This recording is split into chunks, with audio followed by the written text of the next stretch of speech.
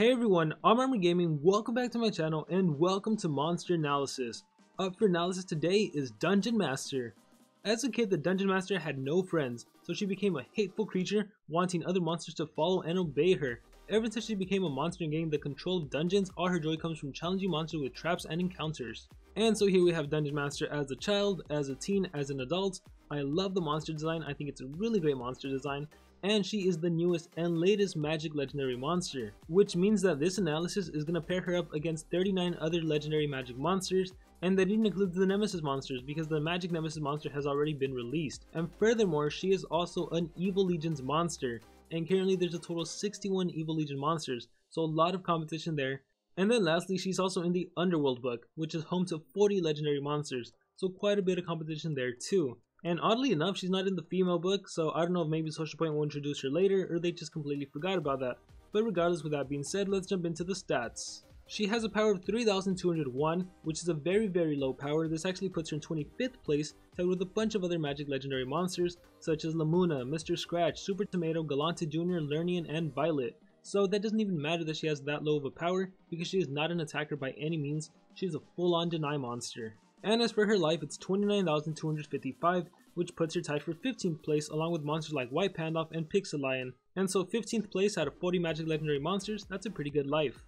And then we have her speed stat. She has a speed of 3,476, which makes her tied for 7th place along with monsters like Bowtie, Galanza, and Shannara's pets. And as for the speed stat itself, it's actually the 5th highest. The only magic monsters faster than Dungeon Master are Gretchen, Pandaclaus, Cupid, Zyron the Ruby, Zyron the Emerald, and Chrysandre. So of all those monsters I named, I would have to say the biggest competition would be Chrysandre and the Zyron, the nemesis monster. And so as of right now, just taking a look at her stats, she's doing really good. As for her trait, it is Hardened, which personally I think is the best trait to have now in the current meta of the game. There's monsters that have Mega Stun, there's monsters that have Possession, Obscure Possessions, there's monsters, or they're actually going to introduce Mega Freeze, so having something that gives you an immunity to almost everything, even if it's only a 20% chance, I think that's better than having just a single immune to possession or a single immune to stun or something like that. So Hardened, it's a great trait. And as for relics, you can equip an amulet relic or a staff relic. And with all the stat information out of the way, let's talk about skills. Her ultimate attack is called Critical, deals massive magic damage to all enemies, activates cooldowns on all enemies, so deals 65 magic based damage to all of the enemy monsters, and it activates the cooldowns. Overall, I'm not too amazed with this ultimate. I think it's kind of underwhelming, especially when we take a look at her skills, because I mean she actually has a cooldowns activated AoE. Sure, it doesn't deal 65 damage, but that doesn't matter, she's not a damage dealer. So ultimate attack, underwhelming in my opinion. Moving on over to skills group 1, I do want to take the time to talk about Roll the Dice.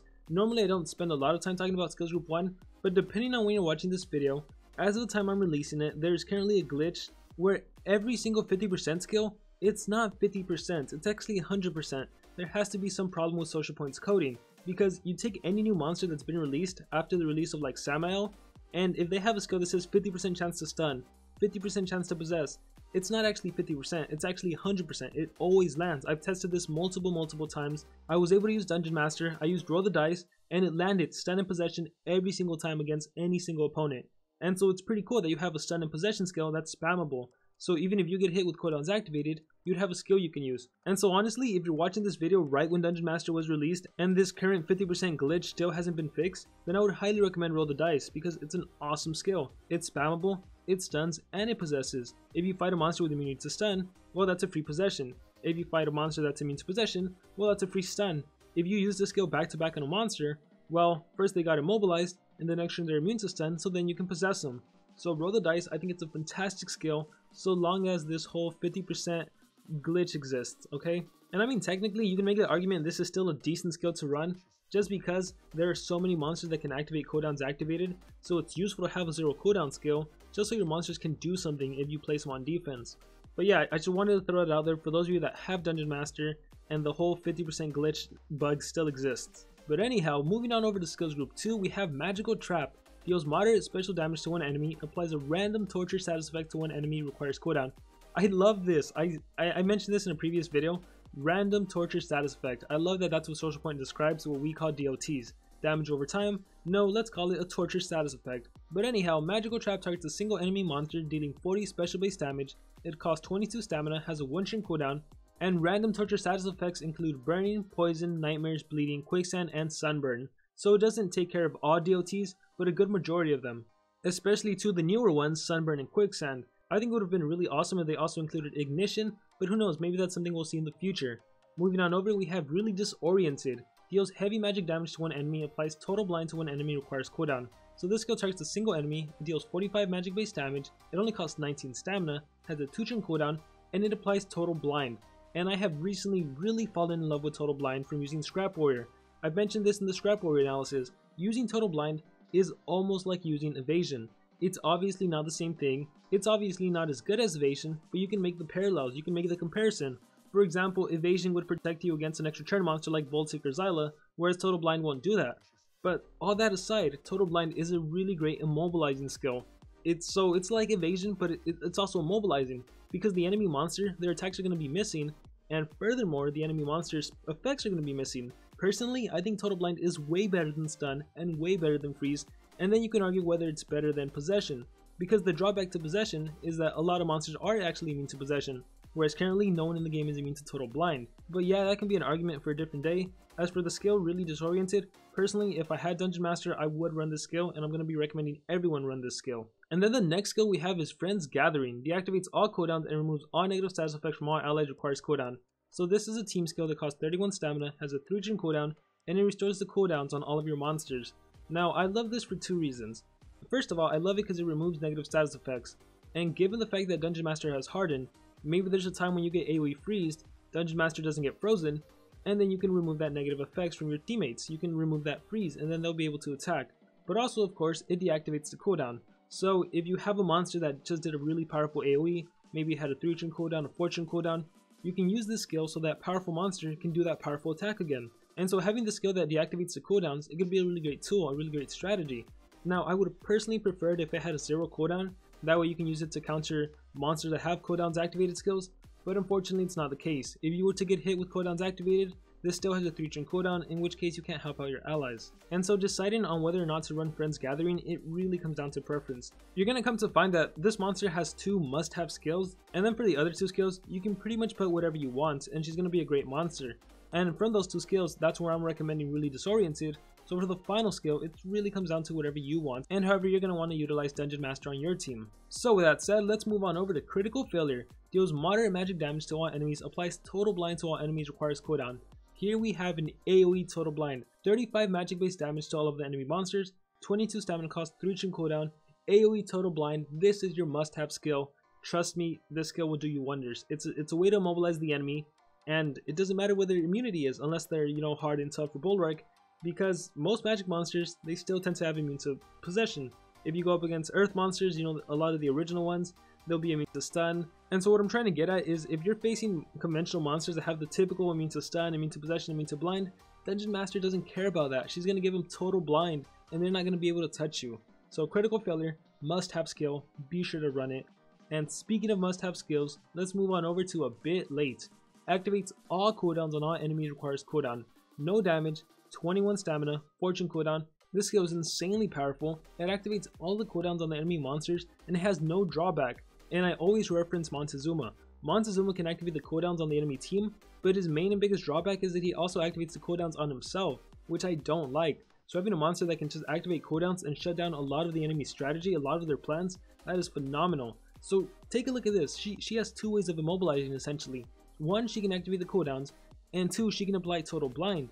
And if there's one monster she wants to make sure she hits, she can do Really Disoriented, which has a 95% accuracy, and make sure that monster is blinded, total blinded.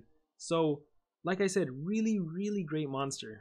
And so once again, be sure to run A Bit Late, and be sure to run Critical Failure. And then as for the last skill, we have Roll the Effect. Deals moderate magic damage to all enemies, applies a random torture status effect to all enemies, requires cooldown, 35 magic based damage, 28 stamina, only a 1-turn cooldown. That is extremely low for what the skill actually does. And it applies a random negative effect, a random torture status effect to the enemy team, which again, that's burning, poison, nightmares, bleeding, quicksand, or sunburn. And so obviously this is also a really great skill. Now the one thing about me is that I personally am really against running 3 AoEs, because typically in a match you won't get a chance to use them. If you start the game off with total blind, and then on the next turn you do cooldowns activated, or vice versa, by the 3rd round you get a turn with Dungeon Master, hopefully 3 enemy monsters still aren't alive. If they are alive, then Roll the Effect would be a really great skill.